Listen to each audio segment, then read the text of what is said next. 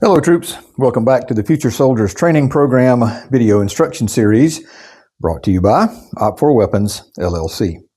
This video will cover how to remove the bolt carrier group and the charging handle assembly from your weapon.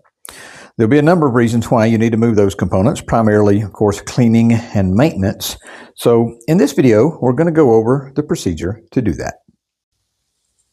So the very first thing you do, of course, is separate the upper and lower receiver assemblies. We covered that in another video, so I will demonstrate that technique now. The way I do it, of course, is put the rifle upside down. It's just a little easier that way. And we start with the rear pin. The correct nomenclature for the rear pin is the takedown pin because it allows you to take the weapon down. And then once it is pushed all the way out, then you push on the pivot pin. And the pivot pin, of course, has that name because it allows the weapon to pivot, and we covered that in the previous video.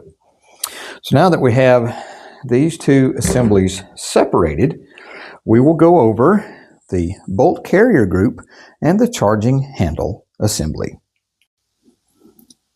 So just like with disassembling the weapon, it is actually easier to remove these two components when the weapon is upside down. So I'm going to place it upside down now. So we'll cover one thing right quick so you understand what we're looking at here. This is the charging handle assembly, okay? And this is the charging handle latch. Notice I'm depressing the charging handle latch. So what you want to do is depress the charging handle latch and pull the entire assembly to the rear just a couple of inches. Now you'll notice when you pull on the charging handle assembly, it does pull the bolt carrier group to the rear, which is exactly what you want. So at this time, slide the bolt carrier group, just pull it straight out of the weapon, like so. And now we can cover pulling out the charging handle assembly. This is a little fidgety because of some notches that have to align for you to get it out. And we're going to cover literally the easiest way to do that. So I'm going to hold this up to the camera so you can see it. But there's a set of notches right there. And once you align them properly, of course, the charging handle assembly comes out. They are the notches that I'm talking about. They correspond to some notches in the upper receiver assembly, and you'll see them in there, okay? So now let's go over the technique that I use that makes it much easier to put these components back in. Okay, the easiest way to put the charging handle assembly back in the upper receiver is, notice how I'm just holding the rear of it, okay? I'm letting gravity pull down the front. You don't try to put it in that channel, okay? It doesn't go there. It goes first in the area where the bolt group came out of, this circular open area. Now you notice the notches are about 2 inches, 1.5 inches from the front. So that tells you that the corresponding notches are the same distance from the back of the upper receiver assembly. So place this in and just let it slide. You know, like I said, use gravity and literally it will just pop in. It'll find its spot. And when it finds its spot, you want to make sure that it's this easy to push. If you can't push that assembly that easy with your fingers, then it is most certainly not assembled properly and you need to seek assistance from cadre. So now I'm going to pull that back out just so you guys have a better understanding of how these two components interact, okay? So you have the notch here in the charging handle assembly, all right? And now you have the carrier key, which is this component here, all right? It actually goes like so. So you know when you reassemble it, that those have to line up. You see the little area there, the little trough. Well, obviously, that's how that goes. And I want you to understand this because that is critical when reassembling the weapon. This is literally how it is when it's assembled in the weapon, okay? That slides just like that. So also ensure when you put this back in, you will notice this is the bolt, okay? This is the bolt carrier.